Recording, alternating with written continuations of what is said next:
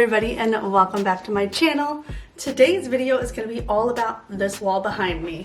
We are wanting to make an accent wall in our bedroom, and I've been dreaming about this for probably the last year. I have an inspiration photo that I'll pop up here from Sherwin-Williams emails that I randomly got a year ago, I think, and have just held onto it. So now I'm really excited to bring you along the journey and make this happen.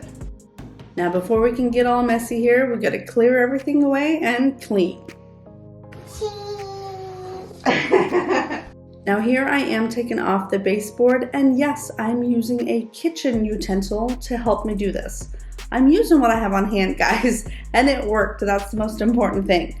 I have never done a panel wall like this, and so it was a lot of trial and error, but I am really happy with how the final result turned out.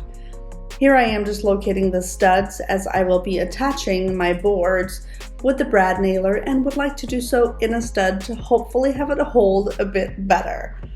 Now I did use 4x1 boards all around and even in my grid system, which made it super simple in terms of cutting it and making sure that I have the right amount on hand. Now I wish I would have pre-measured my grid, since the image that I'm using as my inspiration has different dimensions of the wall than mine does. Mine is definitely a bit longer and probably also a different size bed.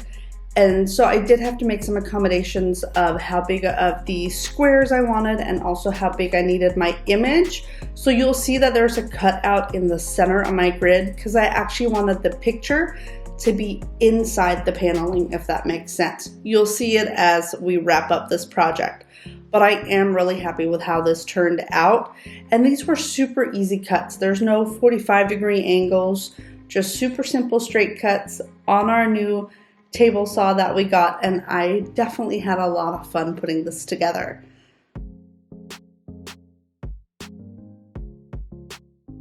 Now I did have a mess up here because I put the board below my line instead of above. And I'm happy that I caught that just to make all the squares the same size. Here I'm just using some wood spackle to fill all the brad holes, and then I will be going back and sanding it. Now this is the part that I find the most tedious, is in all the detail work afterwards to make it look really nice. And with that too is all the caulking that has to be done.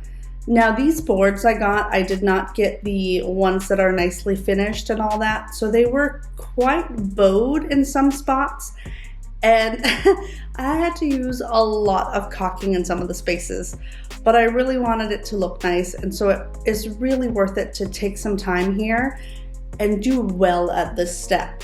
I did use quite a bit of caulking, but I'm really happy with how it turned out. And then also the detail work, guys, is in the painting. So first I did all the cutting, as they call it, of the paint, and then I did roller inside the squares and over the boards. And I ended up doing 2 coats.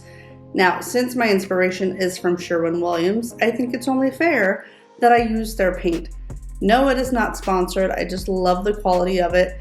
And this is part of their Emerald Designer line, I believe. And this color is called Scattered Showers. I just love that it's a darker tone, yet it's not that dark of a color in person.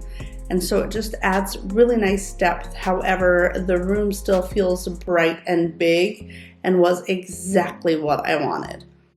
And here I am starting to work on my image that's gonna hang above the bed. Now I just bought some simple unfinished trim. I went ahead and stained it, cut the 45-degree angles that I needed, and then the actual image is going to be on a piece of scrap underlayment that we had laying around.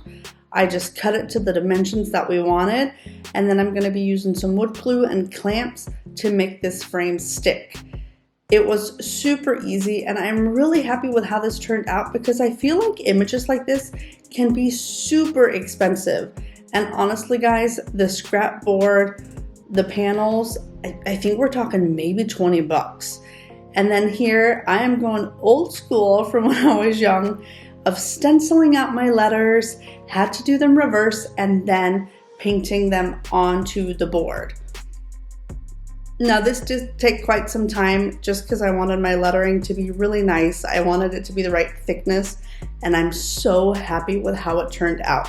It did take quite a bit of time, but the final product, guys, oh, I am in love, and I am just ecstatic of how our bedroom turned out.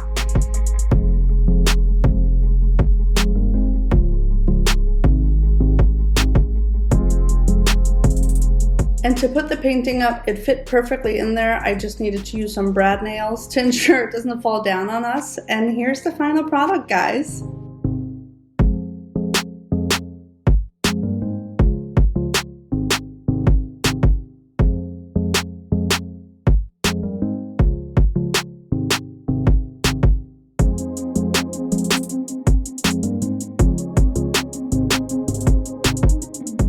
I hope you guys enjoyed this video, and please let me know, what do you think of the wall? Is this something that you would tackle on your own, or is it too big of a project, too little of a project? Anything you would do different? I am totally open for suggestions as we are learning through this new DIY phase, but I absolutely love how it turned out. It just feels homey, cozy, and just makes the room more exciting. But yeah, that's what I got. Thanks for joining me today. I hope you guys have an awesome rest of the week. Bye, guys.